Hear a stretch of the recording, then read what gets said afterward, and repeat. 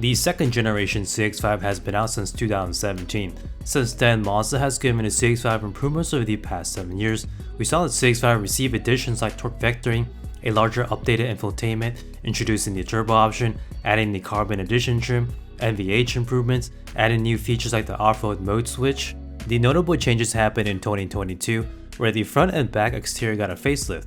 We also had suspension revisions for better ride comfort, then all-wheel drive became standard across all trims, and the turbo engine got a slight horsepower boost on premium gas. So with all the collective improvements over the years, the CX-5 has matured into its finest form.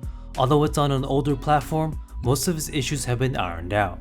Now for 2024, Mazda introduces a new trim called Carbon Turbo, comes with its exclusive Zircon sand color, or you can get it in Rhodium white. And all around the exterior we have a recurrent theme with black gloss, like the black metallic gloss 19-inch alloy wheels, then around that some black wheel arches, there's black rocker molding, black side mirror caps, then in the interior we have the exclusive terracotta leather trim seats with the synthetic suede in the middle, and terracotta interior stitching on the door trim, shift boot, and console lid. Then in the back seats, we have more of the same with the terracotta interior.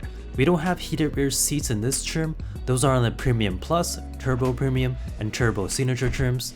Rear space is okay, not that great when compared to the other SUVs in this segment.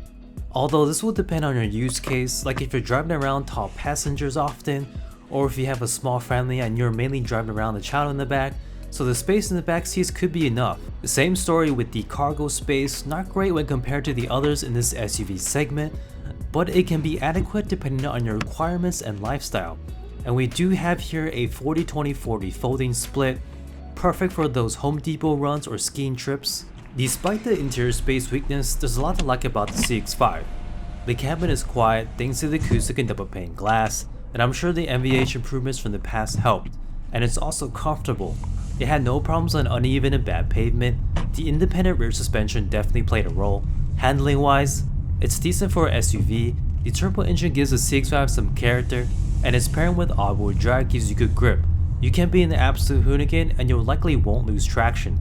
And the interior feels like a lovely place to be in, which rivals other luxury brands. All the inputs felt consistent from steering weight, brake pedal feel, and throttle input. You've also got a decent amount of safety and tech, so the CX-5 shines in a lot of aspects. We have to keep in mind the third generation CX-5 is right around the corner, sometime in 2025 or 2026, but should you wait or grab a 2024 CX-5 while you still have a chance?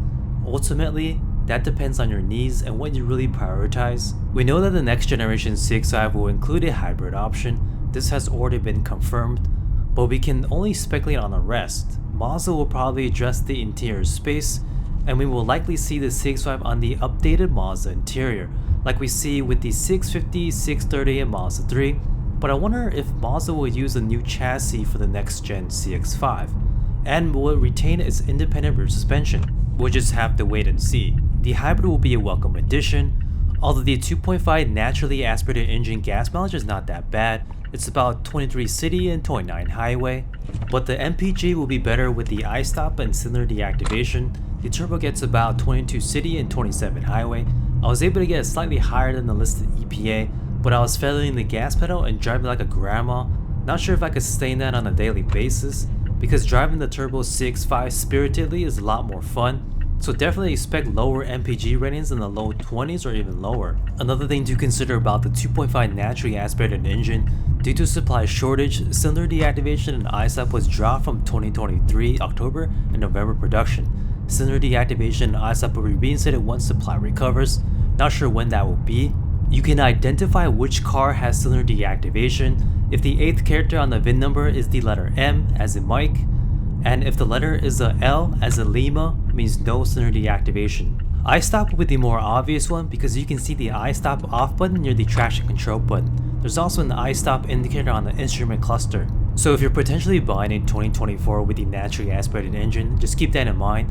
This can be seen as a positive for some buyers who prefer less complication in the engine and one less thing to worry about going wrong down the line. Although I haven't heard any negative reports from the I-stop and cylinder deactivation engines. I'm going to finalize my thoughts on the CX-5. The CX-5 overall feels like a refined driving experience in the cabin where I don't mind spending a lot of time in. I like all the physical interior buttons, even turning the HVAC knob feels satisfying. I can just hop in a CX-5 and easily become comfortable. Then there's the turbo to add a little flair to your driving experience. So the second generation CX-5 has gone on a good run. It's an elegant looking SUV that will most likely age gracefully. Sure, it's outdated, but Mazda has done its best over the years to make the CX-5 as relevant as possible with its additions and changes. For this year, we see this with the introduction of the Carbon Turbo trim. The CX-5 provides a compelling value proposition in its class. There's a reason why the CX-5 is Mazda's best-selling vehicle. Prices range from $29,000 to $40,000, and the entry trim for the turbo engine is the Carbon Turbo, which starts around $37,000. No matter the trim level, I think someone who buys a CX-5 will be very pleased.